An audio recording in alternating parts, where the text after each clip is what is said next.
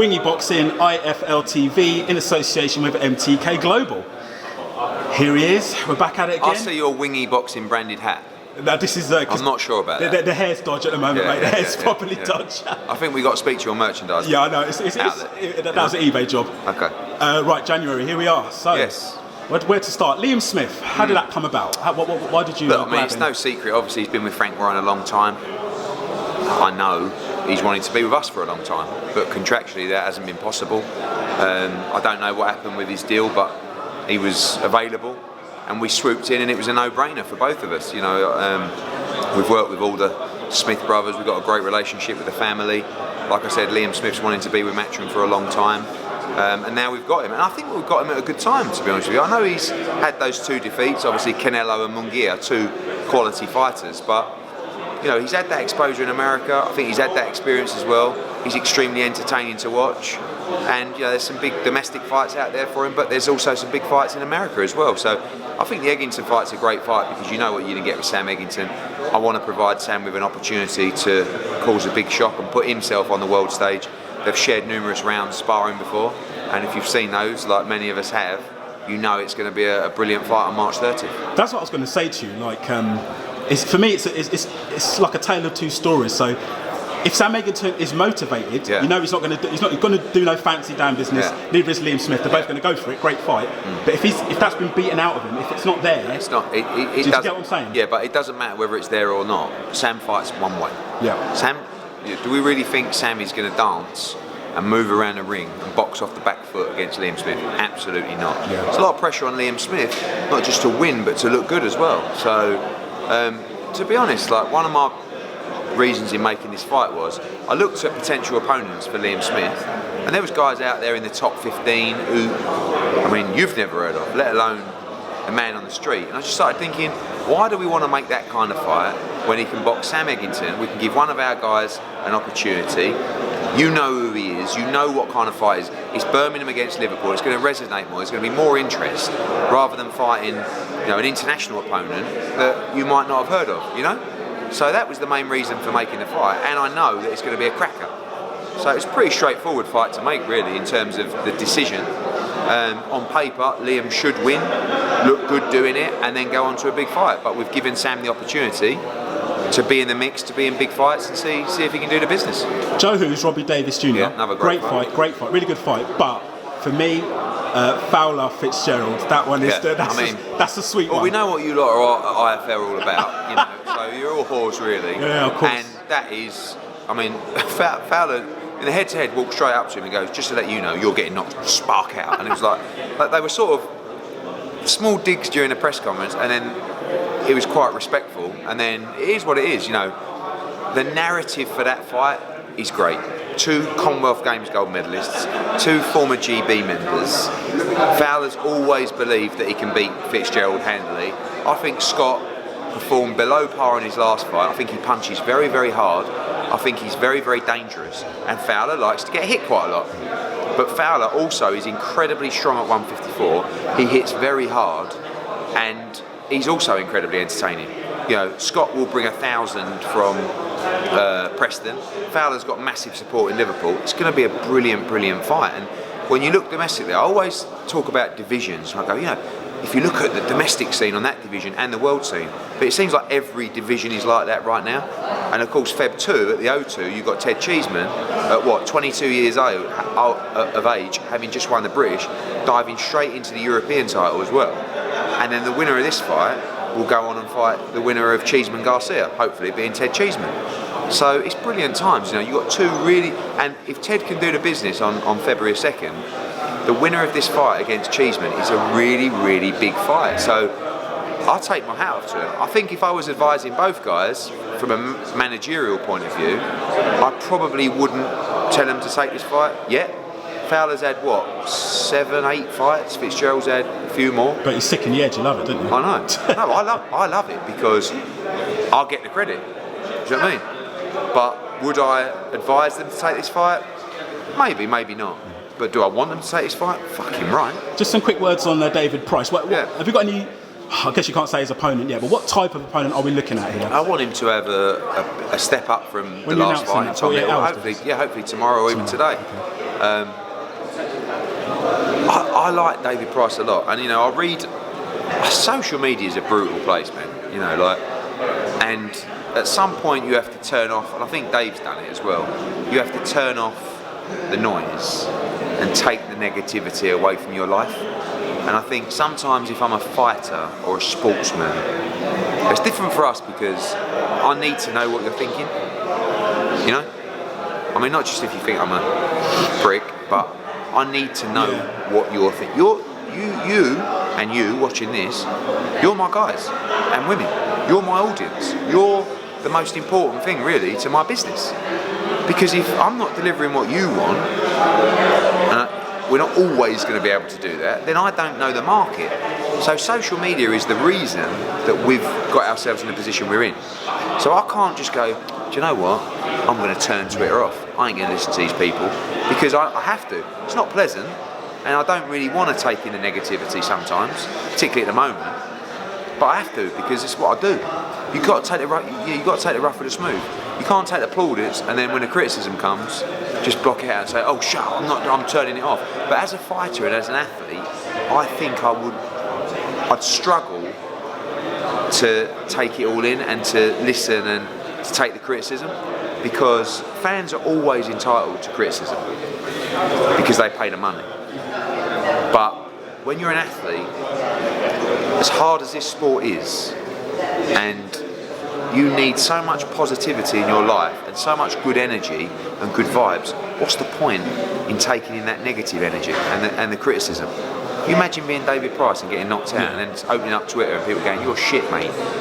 Why don't you jack it in? Retire. You're a joke." No one needs that in their life, do they? It's life.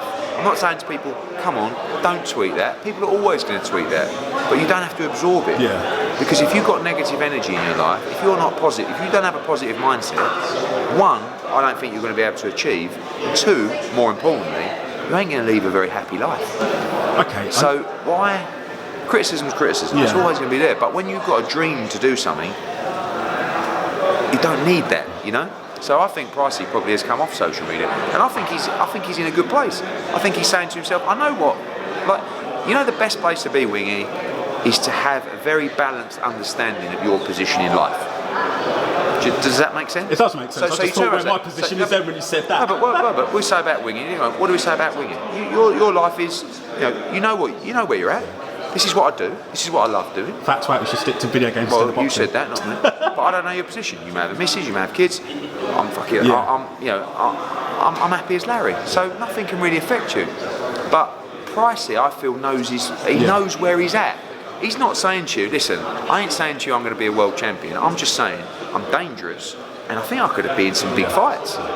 That's a great place mentally to be in. So you sit back and you say, "Listen, this is where I am. I've had some bad losses. I've been knocked out a couple of times. And I'm not saying I'm going to beat Joshua Wilder or Fury. What I am saying is, I love boxing. I think I've still got a lot to give, and I think I could be in some big fights."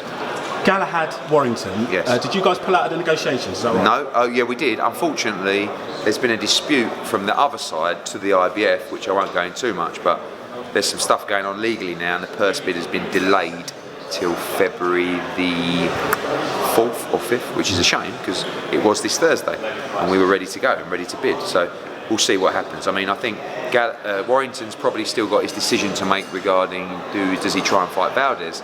But why would you try and fight Valdez? You'd have to give up the belt because the IBF already said we can't allow unification because of certain rules before. So do you want to go into, I think, and obviously purse bid, you've got BT, you've got Sky. BT, I think, look to put that on box office.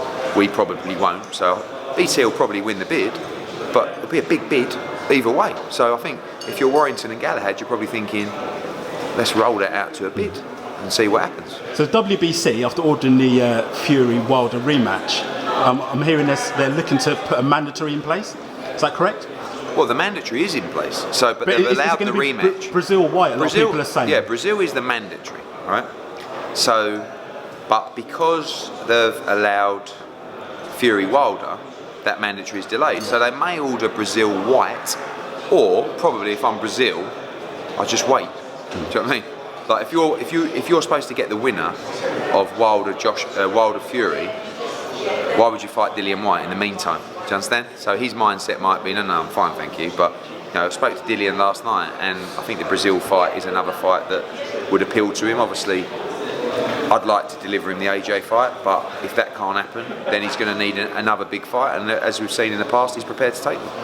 So I was having a little look on Twitter, and I'm a bit thick. Sometimes I can't even tie my own shoelaces, but somebody made a comment with regards to how much White has been paid, and then you said double it. So has he been offered 4 million?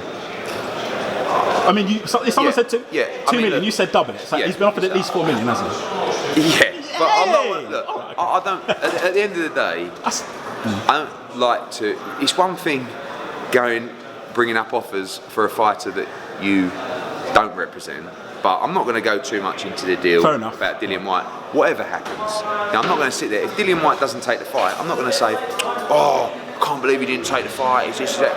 He's our guy, and I'm going to back Dillian Whyte. I want him to fight Joshua because I believe he's earned the right to fight for the world heavyweight title. Okay, so there's loads of points about the deals and do I think he should take it or not, but like I say, Dillian Whyte is with us, so if he doesn't want to fight Joshua, we're going to give him another big fight on pay-per-view.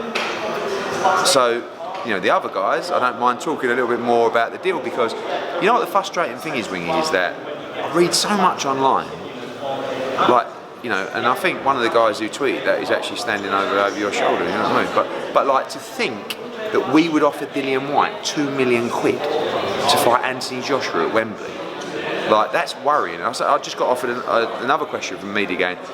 This question's coming in from a fan. Why are you only offering Wilder and Fury 70-30? With how many interviews I've got to do to talk about 60-40? And by the way, Fury doesn't want to split. He just wants the money. So it's frustrating, and sometimes I want to come out and say, no, can I just tell you the truth? These are the offers, because I believe if you looked at all the offers, you would go, well, actually, that ain't too bad, is it? So it's frustrating, and we're in a position now where we're going to have to strike, and anybody, there's 3 guys in play: Dillian Whyte, Tyson Fury, and Jarrell Miller. Because Wilder's not even coming back. Like, we're not even getting a response, and that's even more frustrating than people think. I get tired of even asking that question. I didn't even have it to ask. But people are stopping him in the street. When's he fighting Wilder? I'm like, mate, if he would even just come back to us, would be nice. WBO, do you think that USYK is going to be slotted into the... Under his rules, under the WBO rules, if USYK goes... By the way, I think TalkSport are calling me. So if USYK, just tell him 1 minute. If USYK moves up to heavyweight, he should become WBO mandatory. But obviously, Dillian Whyte is number 1. One of the issues is that the split for a WBO mandatory is 80-20. So, it's not a great split. And finally, WBO, the Andrade Saunders has been ordered. What are your thoughts? What's going to happen? What's the purse split? 75-25. 75-25. Yeah, or 70-30 if one's travelling. It's a great fight. I wanted that fight in the first place, and I'm glad it's happening again. So I think it's a really good fight for the division. The zone are looking at Saunders and saying, look, if he wins, he can fight Canelo, potentially Triple G if he comes on there. So for Billy, it's a massive opportunity. But for Andrade, he wants those fighters as well. It's a really good fight, and we'll see it in April, May, whenever a fight gets made. Did you get a bit annoyed when Frank was sort of sniffing around Dillian Whyte? No, look, Frank. What is this Dillian situation? He's back with. He's not. Is his deal done with you? Or is Dillian Whyte has been on a fight-by-fight deal with us from day one. We've done a great job. We're extremely loyal. We've worked very hard for him. I think he's very happy. We had that conversation last night. He says, "I'm very happy. I'm Sky and Matchroom fighter." But he likes to sort of just create a few bits of noises. I understand. But what Frank said, no problem. Like, it's the same for me. Like Billy Joe, you think how much money DAZN could pay Billy Joe Saunders in the middleweight division? Probably 10 times what he's making at the moment. So, but part of the stuff between me and Frank and Aaron and it's all good because people talk about it, and he tries to cause a little bit of trouble. We'll try and cause a little bit of trouble. It's all fun and games, isn't it? And we'll stay with push and pull. Finally, this is a final question. Canelo and Jacobs. That is a sweet Unbelievable fight. fight. I've always rated Jacobs. Yeah. I'm one of the few. They could slate me in the comments. Fight, in my but opinion. I did think he edged Golovkin by People think probably more 60-40 to Canelo. I see it as a 50-50, and I really believe Danny can win that fight. I'm so pleased to deliver, because Danny was like a trailblazer. He was one of the first guys who signed with us. So we've gone and delivered him a world title shot. He's won that. Now we've delivered him the biggest fight that we can possibly deliver him. So we've delivered for Danny Jacobs, and word of mouth amongst fighters is better than anything, you know. So Jacobs Canelo, May the 4th, DAZN and Sky Sports. Don't miss it. As Darth Vader would say, May the 4th be with you. Oh, yeah. Terrible. Okay. Eddie, thanks for speaking to Wiggy Box and Right. IFL. No, Cheers, busy. mate. Appreciate that, brother. Cheers, Thank mate. you. Nice one. Thanks, Eddie.